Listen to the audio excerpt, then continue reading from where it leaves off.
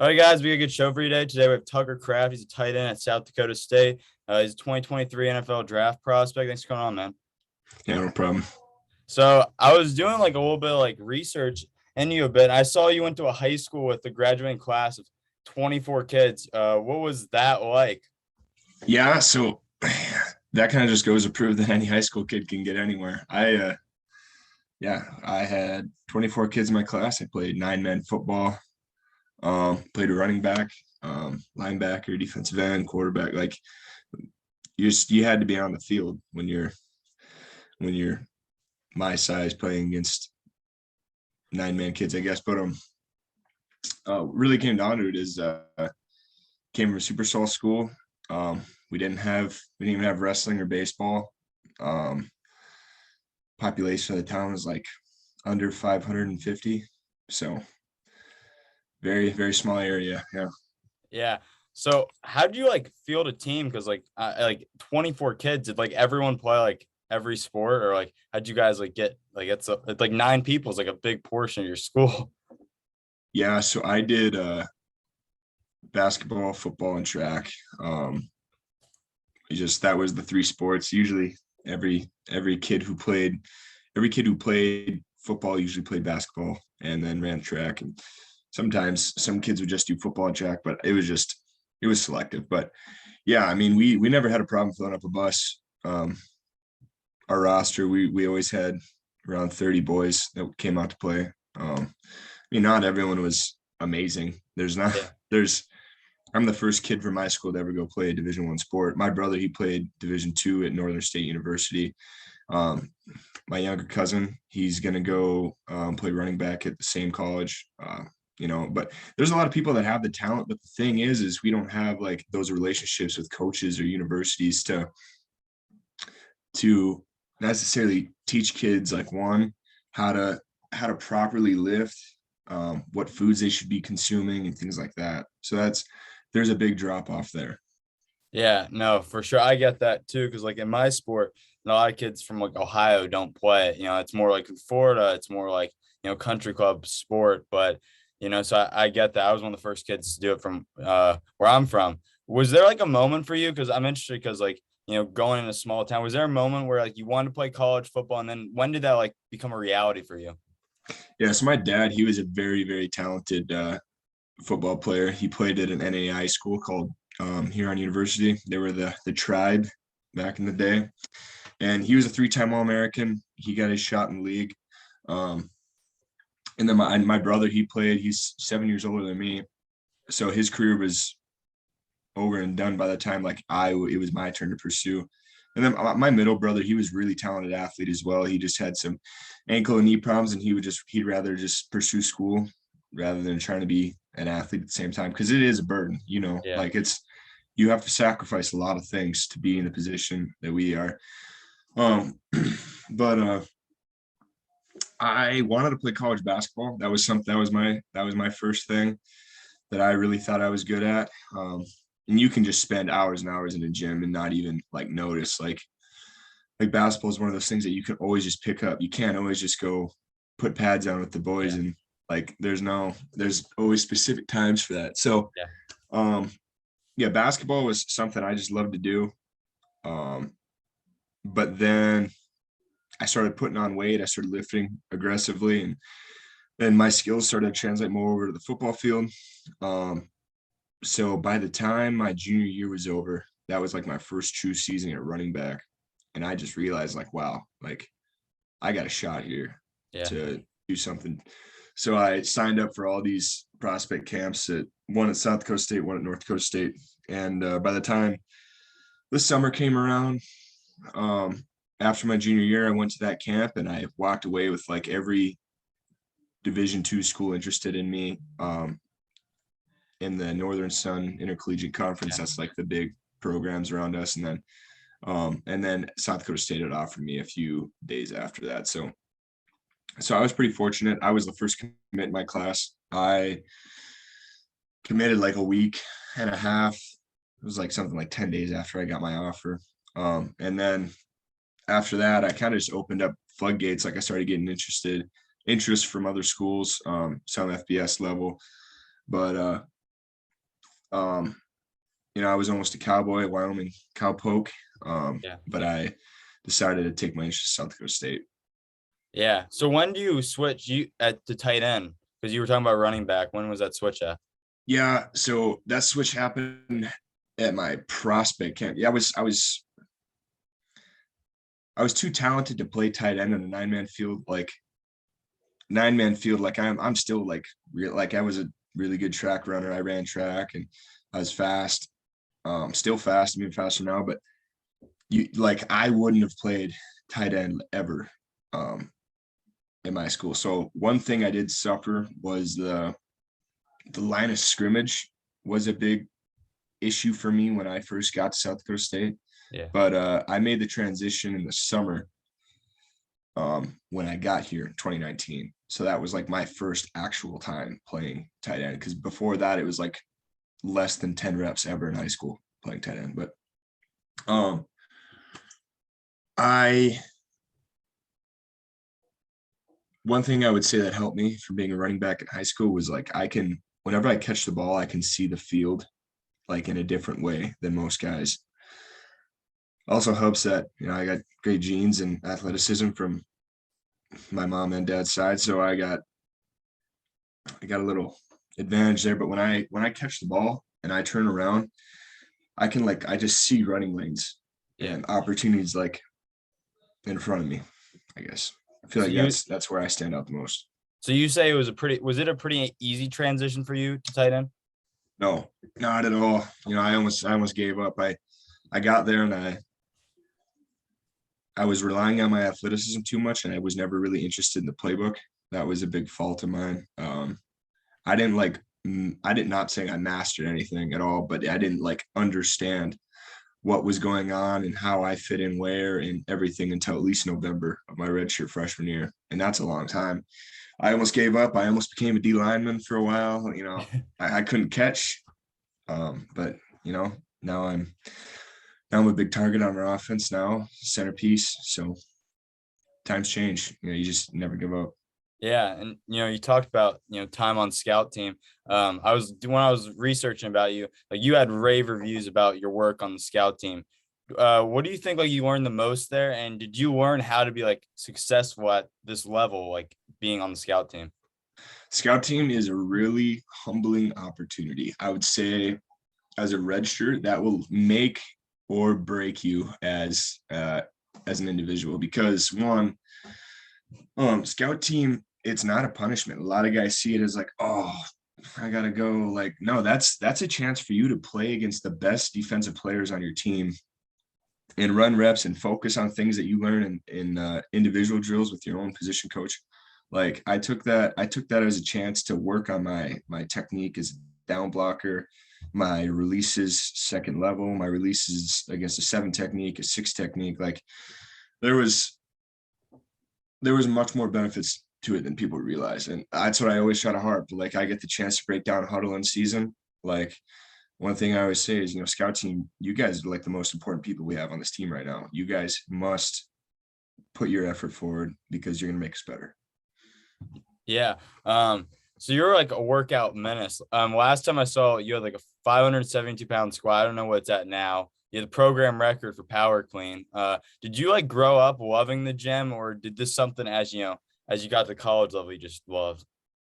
I would say that the gym started for me the spring semester of my junior year of high school. That's when I started like realizing I'm not going to play basketball anymore. I might as well just start lifting. And I didn't just like start lifting, like it became an obsession. Yeah. Like I had this goal weight in my head. Like I was 200 pounds at the end of my sophomore year of high school. And then I was 245 going into my senior year of football season. So it became an obsession of mine and something that I wanted because like you can be unathletic and weak, or you can be unathletic and strong. So or like not vice versa, I guess, but maybe not understanding the playbook, but having good technique and still being able to push guys off the line of scrimmage and things like that. So that was one thing. I at least wanted to be strong when I got to South Dakota State, and that's something I worked on really hard. And yeah, now I'm seeing the fruits of my labor. But it was I really got into powerlifting and stuff like that over the COVID like space of time where like no one could go anywhere. I moved in with an older guy who had a garage gym, and he had a lot of like nice powerlifting equipment inside of his garage. And now I have my own Yeah. like fully furnished garage gym with my three roommates, one including Adam Bach, who's two-time All-American middle linebacker. But yeah, we go to town, and there's still like I just got done, and I just had a big old slab sirloin and some rice to go along with it. But it really comes down to just taking care of your body. I'm not strong because I like to lift all the time. I'm strong because I enjoy the fitness side of athletics, and then I also I take care of my body. I really emphasize that the mobility sessions, the prehab, taking care of your hips, all the small muscles around your knee, your ankles, mobility, like you got that has to be taken into consideration by a lot of athletes. Some days I'll just do rehab for injuries I don't even have. And I'll call that my workout. Like it should be an off day, but I'm going to do that just to be preventative. Yeah. So I got to ask you a question for myself, because I just got from my exit interview this year. Because so our freshman year, I wasn't supposed to play. And we had a bunch of injuries, so I ended up playing. But this is like my big summer myself, and I'm trying to gain 20 pounds. Like, what would you think is like the best like workout or like best way to do that? Because I struggle to put on weight myself. Yeah, I don't know. I'm not a certified trainer, but I know it works Yeah. for me. Um,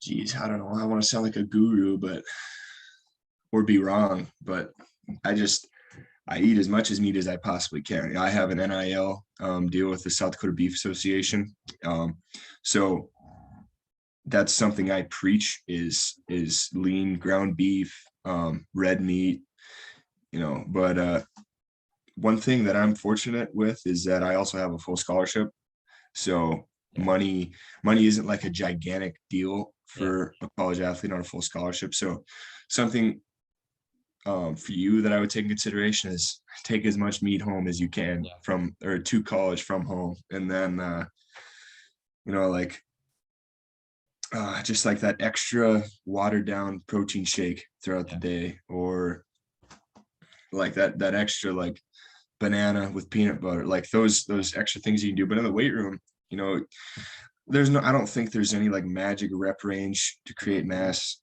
or things like that or size, but squatting, you need to Yeah. squat. You need to get that fundamental strength and shock your central nervous system. Um, and then the next part is probably like your rep range anywhere from 5 to 8. That'll help with strength, Yeah. endurance, and power. So, I mean, that's just a general, Yeah. but yeah, I mean, definitely get your big 4 meals a day. Yeah. Get your early breakfast. So like we get up pretty early. So I'll have a breakfast sometimes around 5 o'clock, depending on when workouts are. And then I'll have my second breakfast around 9 to 11. And then I'll have, my late afternoon, my early afternoon food at around like 2 to 4, and then I'll eat again at like 7. So just getting in your calories and make sure that you're not in the deficit. Yeah. So you were talking about how like you manage your body. Correct me if I'm wrong, but the 2020-2021 season, you guys played 25 games in a calendar year. Uh, did you have to do anything like different to manage your body so you didn't get injured and you like stayed fresh? It's like the crappy thing about playing 25 games is it was all because of COVID. Yeah. So we couldn't even you had to have not a severe injury, but something to cause you to have an appointment with the medical staff for you to get in the training room. So that's a huge reason as to why like I love my garage gym, because we have every thickness of band and its pair. And then we got all kinds of different sizes of dumbbells and things like that. But we can do everything from out of our garage. And that's one thing we had this summer is I would get done with our 6 a.m. lift and run, and I would come back to my garage for another 45 minutes and hit things that I think that I could improve on. So it was just that, taking care of the little things. And I think that's what set my health apart from others. Yeah. So I gotta ask, 'cause like the draft just happened. Is seeing guys like Pierre and Chris get drafted, does that give you like motivation to be like, yeah, this could be a possibility, I can do that? Yeah, that was definitely a huge motivation because, I believe myself. I'm going to bet on myself always. But most importantly, like I'm not doing it for myself. I'm doing it for my family, my friends, the community that helped raise me. So that's something I'm looking forward to is this season. I'm going to go all out. I'm not, I have 3 years of eligibility left. So I'm going to play this season and I'm going to see where I can go from there. But I'm not going to play scared. I'm Yeah. still going to try to rip people's heads off, drive guys in the ground, run through people's faces. So that's one thing that I'm excited about is those guys got an amazing opportunity in front of them, and we came from the same program, and they saw, I saw pieces of their mentality. They got pieces of mine, and I hope that maybe I rubbed off on them because they definitely rubbed off on me. Like they had a lot of wisdom going forward, and that's why I think they're going to succeed is because they were smart football players. Yeah. A couple of days ago, actually, Bleacher Report, they like dropped like their 2023 like big board, and you were like on it. What does that mean? You like starting to see your name like be mentioned as like 2023? Yeah. I I didn't even know that. I guess I Yeah. didn't see that, but um, it's cool hearing that. I think that regardless of wherever my name is, it's not gonna put me down or fill my head up because I guess that's just who I am. But Yeah. one thing you always gotta be unsatisfied about coming from an FCS program is like people they always got something to say about Yeah. how we're not good enough. And we got people in the league right now that are proving them wrong. So it's whatever. Like I'm just gonna keep doing me. Yeah. So you mentioned like your goals for this year. Like, what is the goals for like your team going into the season and like yourself? Team goal for sure is 1-0. Like even breaking that down to like every single play. Then your first two steps into your down block progression or stepping onto a 7 technique or your first two steps in your pass release, making sure you're not getting your knees tangled up with the defensive lineman or not letting them get into your chest, not letting a DB get into your chest and slow you down your route progression, things like that. So just 6 seconds at a time going 1-0. And then following that, taking each week one at a time, just focusing in, being intentional with every single rep I get in practice. That's that. And I just wish, not saying everyone doesn't, but I wish everyone could see that the way I see that. Yeah. I don't like we're down, we're in a 2-minute drill. Like we've come back in games. We've come back and we've won. Not every time. And I think sometimes we get in the huddle and guys are like terrified because it's like they're afraid to mess up because we're down already, or they don't think that we have the moxie to go down and score again. But like I just try to be that guy that people look at for energy, because I really just see things like one play at a time. Like it's really just I think it's that simple. For individual goals, obviously, like I want to ball out. I'm doing everything I can like right now to take care of my body to ensure that I don't really ever give myself a break. Like immediately after finals, like some guys would take like a week and a half, I'll break off from weights and stuff like that. I'm going out to Nashville, going to train for 2 weeks there with, like some of the best places ever that you can train, like the tight end position. Yeah. So I'm investing in myself. It's something I'm excited about. Business trip, but yeah, goals for this season is just to do my job, invest time in learning who my teammates are, what they're about, and seeing if we can win each game one week after the other. Conference champs, national championship. Yeah. Final two questions. So over the course of your like football career, what's like one of the most memorable like stories, like memories you have from it? Hmm. So yeah, that's a tough answer because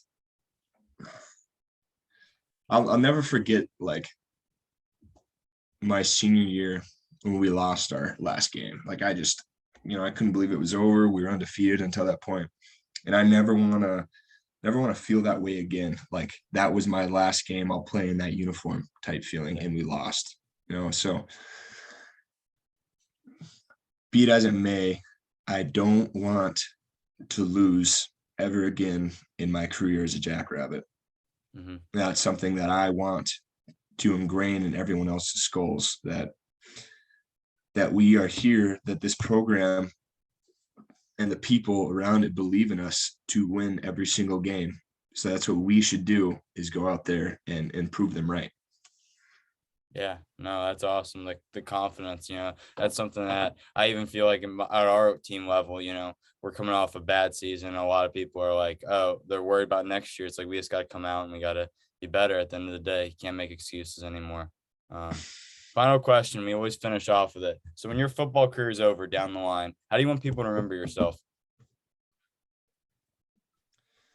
I want people to remember me like my confidence and how I radiated that on my teammates, and how like no matter like what situation we were in, I was always there and I always had their backs, because that's how I look at my teammates. Like I want them to know that like no matter what situation we are, we're down by 8, we got to go for 2. Like I want them to know like they can QB can throw it up to me, and I'm going to go up and make a play on 50-50 ball, or um, coaches on 3rd and long can rely on me to extend the drive, things like that. I want people to just remember that I was a warrior and I gave this game all that I had. Yeah. Well, Tucker, I appreciate you coming on, man. It means a lot. I wish you best of luck yourself and there's your team that win next season. So thank you again, man. Yeah, thanks, Luke. You too, man.